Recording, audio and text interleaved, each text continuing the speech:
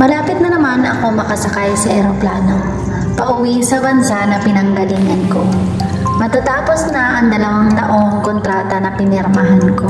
Napakabilis ng panahon ko dito sa Hong Kong. Halos hindi ko na malayan na matatapos na pala ang kontrata ko. Sa unang 8 buwan ng pananatili ko dito ay inabot ako ng kalungkutan. Madalas sa gabi ay hinihiling na pakibilisan ang bawat oras na dumadaan sa buhay ko.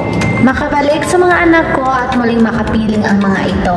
Pero ngayon na matatapos na ang kontrata ko, uuwi ba ako at mananatili na lang doon o babalik pa ako para magbakasakaling makaahon? Para sa akin na single mom at para sa mga ibang single mom, alam ko mahirap ang ating mga pinagdadaanan. Bukod sa malayo tayo sa ating mga anak, tayo rin ang nagdadala ng mga bigat. Bigat na pasanin ang kanilang mga pangangailangan. Pero ganun pa man, laban lang, kaya natin yan. Palagi lang tayong manalangin, may kailangan man o wala.